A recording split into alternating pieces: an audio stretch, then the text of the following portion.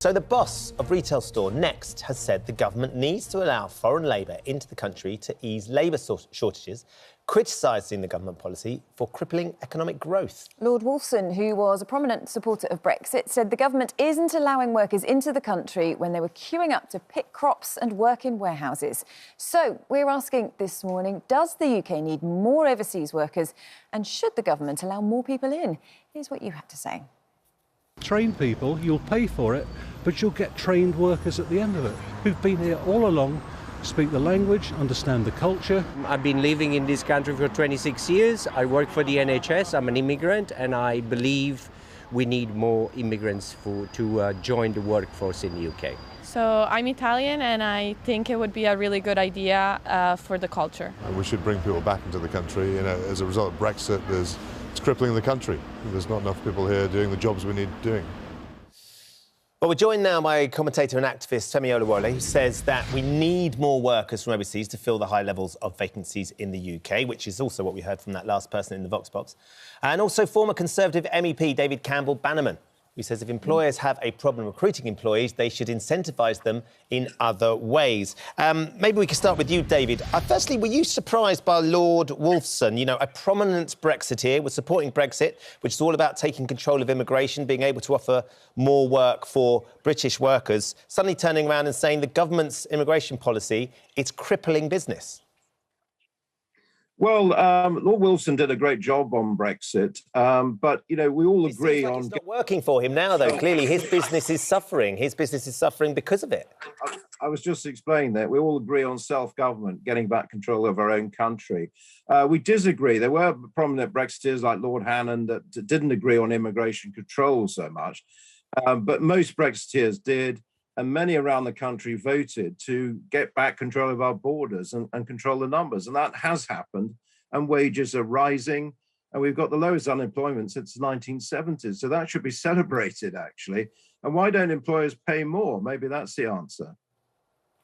We say we have got low unemployment, but we've also got, I think there's over 1 million job vacancies going. We have huge swathes of industry that are desperate for workers to come in.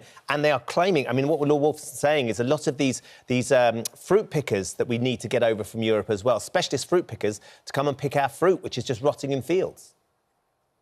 Well, we do have a visa scheme already, and I'm very much in favour of that. It's what Australia does, New Zealand, a seasonal workers scheme for agricultural workers. We've had that since the 40s, and that's now, you know, we can use that.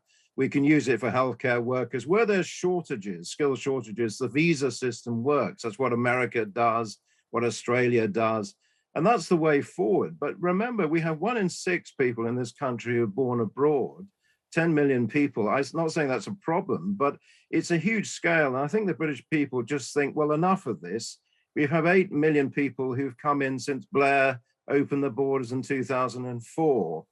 And that's the equivalent of Scotland and Wales in population terms. So let's not do it this way. Let's get people properly trained in skills, not just degrees. And there's 5 million actually economically inactive in this country. Can we not incentivize those? You know, part-time workers, they're retired or semi-retired, get them back in the workforce. That's a better way forward.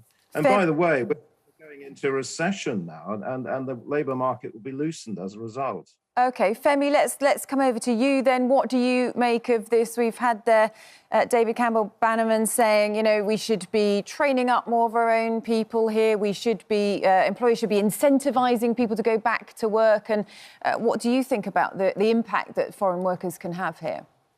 Yeah, David was bragging about the state of the economy, despite mentioning that the UK economy just shrank by 0.2%. So our economy is in dire straits, and people across this country are suffering. And one of the things that's causing that problem is precisely this problem. So, for example, because of the lack of EU butchers, UK farmers have had to burn 40,000 pigs. We saw about a year ago, McDonald's couldn't sell milkshake. KFC and Nando's couldn't sell chicken. We had a fuel shortage, which even Grant Shapps, the Transport Secretary, said it was partly due to Brexit. This is damaging people during one of our worst and most difficult times of our lives. And as for what you said before about how you all voted for this, you're kind of making my point. Do you know the moment where I realized that there was nothing democratic about accepting the result of the referendum? It was about 2 days after the referendum when Daniel Hannan, who actually ran the Vote Leave campaign, went on TV and said that he wanted to continue with free movement. So it was at that point that I realized, oh,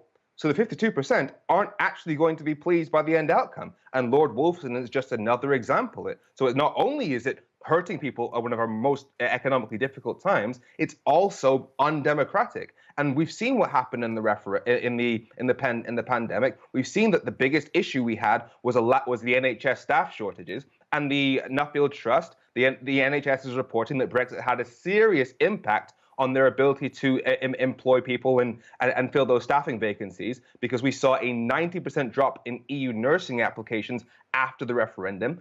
And that's not surprising. This is such a big deal because EU citizens made up 5% of the UK population, but 10% of our doctors. So mathematically, EU immigration was literally keeping this country alive. This is bad for us.